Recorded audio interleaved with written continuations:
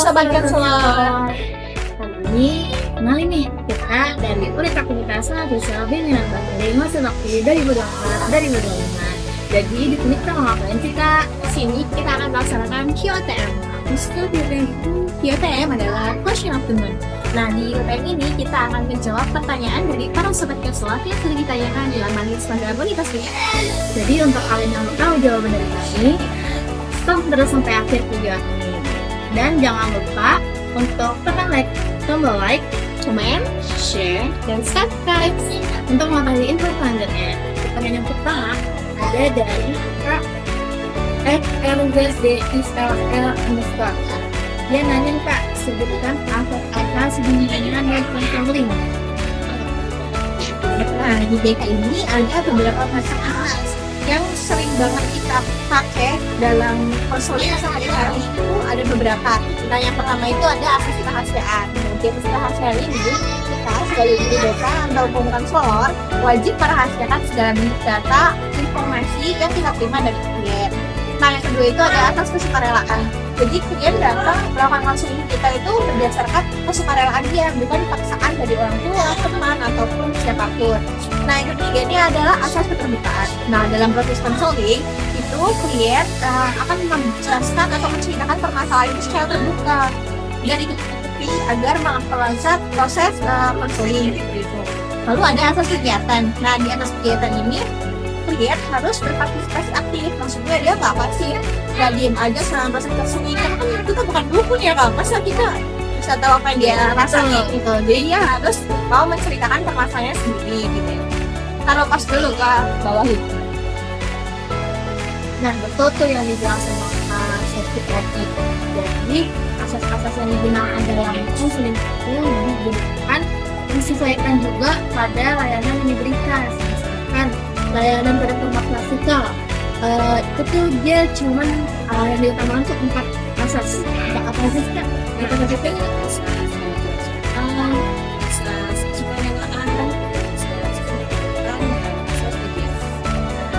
jadi itu disesuaikan lagi dengan kebutuhan dari layanan yang akan diberikan kepada klien. Nah, terus selanjutnya ada asas kemandirian. Jadi, konseling ini bertujuan agar klien dapat mandiri secara pribadi, baik dalam menyelesaikan permasalahannya. Nah, terus selanjutnya adalah asas kekinian. Jadi, permasalahan yang dibawa pada konseling itu adalah permasalahan yang ada di masa sekarang, bukan di masa lalu ataupun kekhawatiran yang ada di masa depan. Nah, terus yang terakhir ada asas kedinamisan. Jadi, asas kedinamisan ini adalah proses BK atau layanan BK, konseling BK ini bersifat fleksibel dan dapat menyesuaikan dengan perubahan yang terjadi dalam jadi konseling atau klien. Betul. Nah, pertanyaan selanjutnya itu dari Kak Bung _benefit_kali.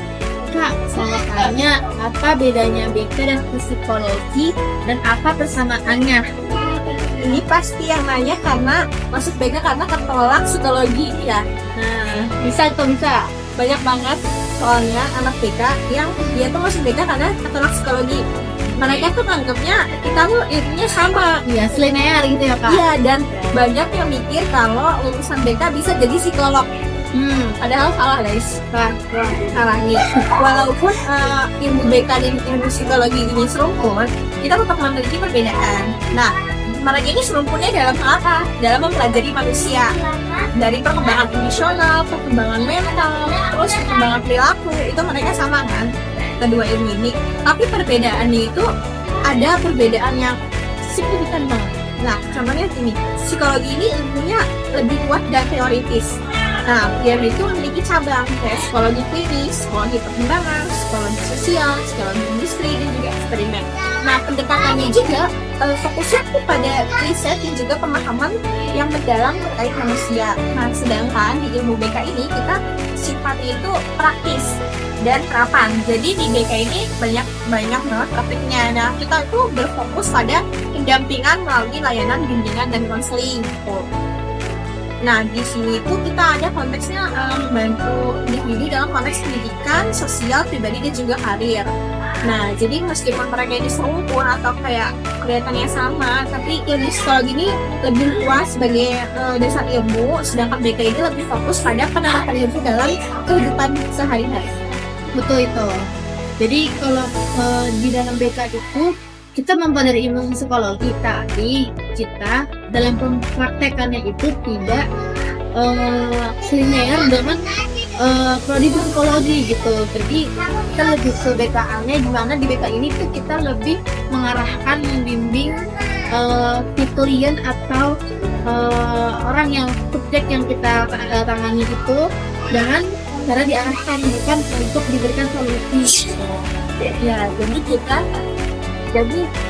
jadi kita itu fokusnya itu untuk membantu si individu ini untuk mendapatkan atau memahami dirinya sendiri, mengembangkan potensi sendiri, dan membantu permasalahan untuk menghadapi permasalahan, membantu masalah yang dihadapi. Nah, membantunya ini juga bukan dengan memberi solusi, tapi dengan memberikan arahan. Jadi kita meningkatkan cara berpikir kritis klien juga, gimana cara dia berpikir untuk mengatasi masalah tersebut.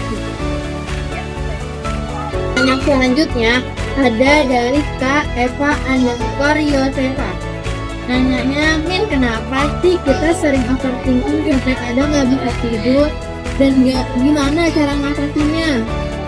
Overthinking ini banyak banget penyebabnya ya. Nah, dari pengertiannya dulu nih, itu adalah sebuah kecenderungan berpikir secara berlebihan dan ini mengarah ke hal negatif. Nah, contohnya itu overthinking karena masa depan. Kita bingung nih, masa depan kita mau dibawa kemana, kita mau jadi apa, nanti kita takut gagal, kayak gitu-gitu lah. Nah, ada satu tips yang bisa kalian lakukan kalau kalian mengalami overthinking karena masa depan. Contohnya itu self-talk. Nah, self-talk ini saya bicara pada diri saya sendiri terkait permasalahan atau apa sih yang aku rasain, yang aku pikirin, kekhawatiran aku soal masa depan tuh aku curhatkan dan itu didengarkan oleh diri sendiri. Jadi kita tuh ngerasain gimana ya perasaan kita secara harfiah gitu loh. Dan jadi memahami diri kita lebih dalam melalui perkataan. Jadi kita juga belajar untuk bisa mengeluarkan pikiran negatif kita gitu. Nah, ini juga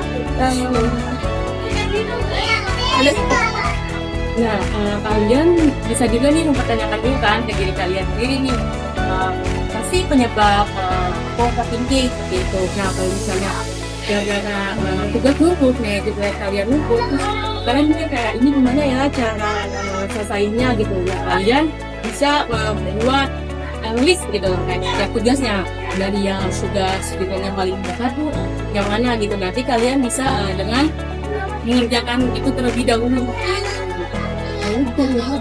Mengingatkan kalian overthinking karena dia lagi ngapain ya gitu misalnya. Nah, itu bisa kalian minimalisir lah untuk mendisrupsi kegiatan kalian ke hal-hal yang lebih positif.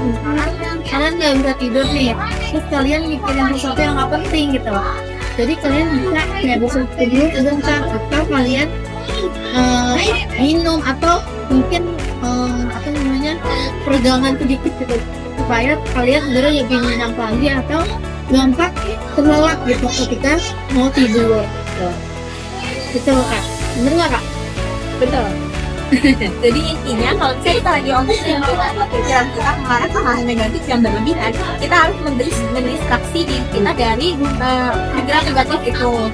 Nah, salah satunya itu kita bisa membaca buku kayak tadi Kak Zalfa bilang, kita bisa minum air atau kita bisa melakukan hal-hal yang merelaksasikan diri kita. Contohnya kita bisa mandi, keramas, mager. Jadi kita tuh kayak ngeluarin barang baru lah untuk pikiran kita tenang di malam hari. Jadinya kita akan bisa lebih mudah tidur. Nah, ada satu hal lagi yang bisa kalian lakukan biar nyenyak tidurnya, yaitu minum teh. Nah, betul, ya benar-benar. Saya pernah juga nyobain untuk minum teh sebelum tidur, itu lebih kayak gampang buat tidur gitu, lebih ngantuk tiba-tiba di matanya. Refreshing lah. Iya. Nah, untuk pertanyaan selanjutnya ini dari Kakak Naya ZN. Dia nanya, Unitas kapan buka pendaftaran mau join? Nah, untuk dapat join atau menjadi bagian dari Unitas BK, kalian harus mengikuti pelatihan. Nah, pelatihan di BK ini itu namanya latihan dasar organisasi atau LDO. Nah, nanti LDO ini akan diadakan oleh pengurus BK. Nah, kita itu udah mengadakan LDO di awal tahun kemarin ya Kak. Iya betul. Tuh, jadi nanti kalau kalian masih mau tertarik untuk ikut unitas itu dengan LDO, nanti kalian ikut di periode selanjutnya. Untuk infonya kalian bisa stay tune di Instagram Unitas BK. Betul. Jadi kalau kalian mau ikut tuh sebenarnya bisa daftar dulu di pemberitahuan yang ada di Instagram Unitas BK, baru kalian bisa masuk ke Unitas BK. Itu pun kalian harus melalui pengkajian terlebih dahulu.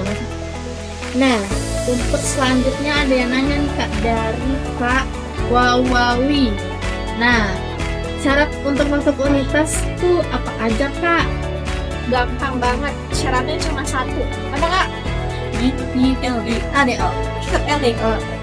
Gitu. Iya.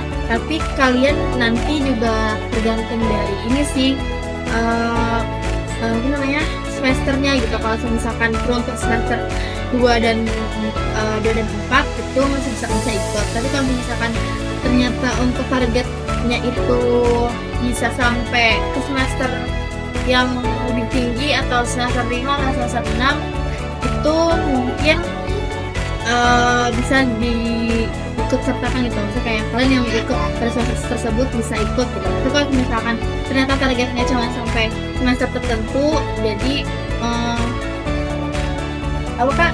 Jadi intinya kalian lihat nih pendaftaran LDO ini syarat-syaratnya apa aja. Biasanya ada persyaratan semester.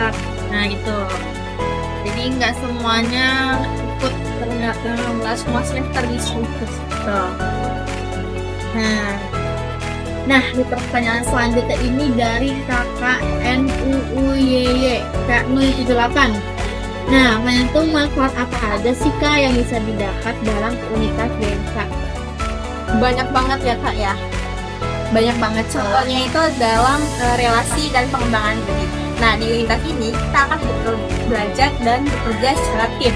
Jadi kita akan belajar nih dari segi emosional, kita belajar manajemen emosional kita, apalagi kalau ada tugas yang berat banget dengan deadline yang cepat ya Kak. Iya. Terus di sini juga kita belajar untuk mengelola waktu karena tugas unitas dan juga dari kebutuhan kelas karena kan kita kuliah ya. Nah, terus kita juga akan belajar menjadi pribadi yang lebih baik. Contohnya dalam segi berpikir kritis. Nah, anak unitas ini sering banget ada kegiatan bareng sama prodi lain. Jadi di sini kita akan mendapat banyak banget relasi ya. Teman-teman kita akan banyak dan kita juga bakal lebih dikenal oleh dosen dan juga kaprodi. Ya benar banget. Kapan di KKP karena kita ini berhubungan dengan lembaga kampus, jadi kita bisa melaksanakan kegiatan itu atas bantuan dari kampus juga gitu. Jadi banyak sih manfaatnya ya kayak nggak cuman 1-2 aja, tapi juga nggak terhitung mungkin kalau misalkan pribadi tersebut bisa mengaktualisasikan dirinya di organisasi ini. Tuh, jadi pinter-pinter kita ngambil kesempatan gimana cara kita bisa berkembang di dalam organisasi ini. Ya betul. Nah, itu dia pertanyaan-pertanyaan yang dapat kami jawab. Terima kasih sebelumnya kepada yang sudah bertanya, dan semoga yang tadi sudah kita jawab dapat bermanfaat bagi sobat-sobat bachelor semua yang sudah mendengarkan video ini. Dan see you di video-video selanjutnya dari kami.